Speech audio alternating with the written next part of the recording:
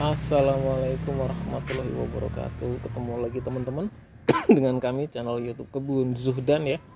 Baik, di video kali ini saya ingin berbagi pengalaman saja teman-teman, cara mencegah kerontokan jambu kristal ya teman-teman ya. Jadi kalau saya flashback ke belakang dulu teman-teman, dulu saya di bibit jambu kristal itu ada buat polybag kecil, sedang dan besar teman-teman. Ini kalau ini kan di pot ya.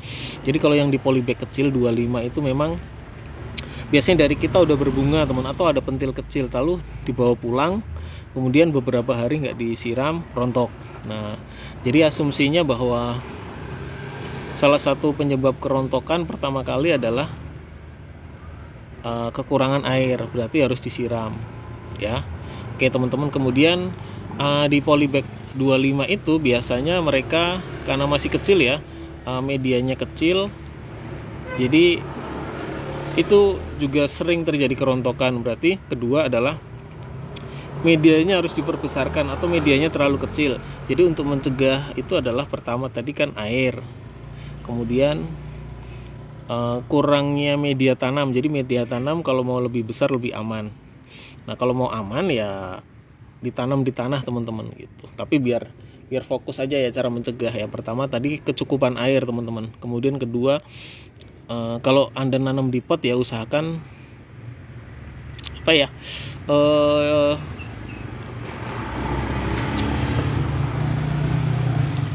media tanamnya harus besar ya kalau polybag.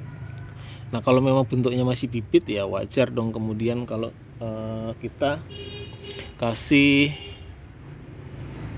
sering rontok dan sebagainya. Jadi lebih enak kalau misalkan medianya yang besar banyak. Nah itu akan lebih aman buat tanaman teman-teman. Kemudian ketiganya adalah kecukupan sinar matahari. Daun itu akan cenderung menghadap sinar matahari teman-teman. Nah alangkah baiknya kalau 2 minggu atau 1 bulan sekali diputar teman-teman. Nah seperti ini. Jadi nanti daun dengan sendirinya akan menghadap ke sinar matahari secara secara berurutan lah. Jadi bergantian, jadi adil, ibaratnya adil gitu teman-teman ya. Nah kemudian teman-teman jangan lupa berusaha untuk potek ujung ranting teman, dipotek nih, ujung rantingnya dipotek. Nah tujuannya apa? Agar nutrisi tidak kemana-mana, fokus ke batang buah. Kemudian teman-teman buang nih tunas air yang kira-kira tidak mungkin menghasilkan buah, dibuang saja. Kemudian buang juga daun-daun tua agar tidak menyedot nutrisi terlalu banyak ya. Ini diterapkan kalau teman-teman meliharanya di pot ya teman-teman ya.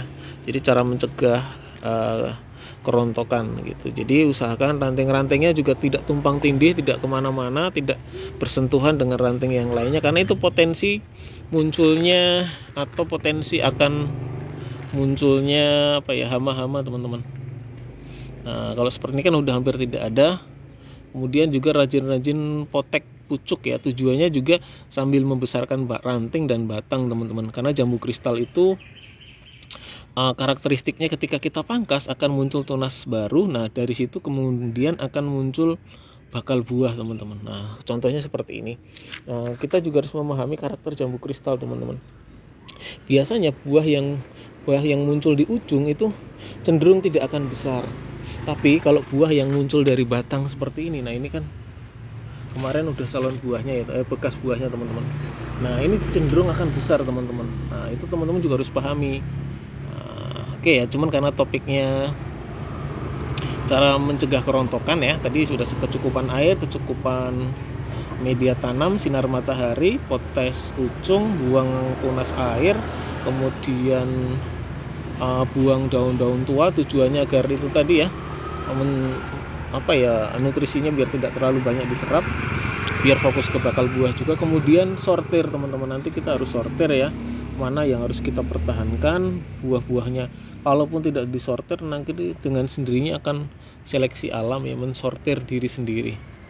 Nah seperti itu teman-teman ya, tips mencegah kerontokan pada tabulang pot jambu kristal. Ini pot 40 dan sudah berbuah. Nah, tadi ada tambahan pengetahuan bahwa buah yang muncul dari ujung cenderung lebih kecil, tapi buah yang berasal atau dari batang, nah itu kecenderungannya dia akan lebih besar. Nah, jadi bagaimana caranya agar buah yang di batang itu sering muncul, teman, yaitu tadi dengan potek, pangkas. Cuman jangan tiap hari dipangkas, maksudnya harus pangkas ya, tujuannya agar batang lebih besar, ranting juga lebih kuat, akar lebih banyak. Nah, jadi sebenarnya kita fokusnya itu ke pembesaran batang dan ranting dulu, teman-teman. Setelah itu baru kemudian fokus ke pembuahan. Tapi ini memang membuktikan bahwa tanaman ini genjah banget dan mudah berbuah karena masih kecil ya, sejari manis sudah berbuah yang ketiga ini, teman-teman, yang ketiga. Oke, salam tabu lampot dari kami Kebun Zuhdan di Klaster Gandarum Residen 2 nomor 1 Kampung Rawa Atuk, Cibening Setu, Kabupaten Bekasi. Selamat menanam.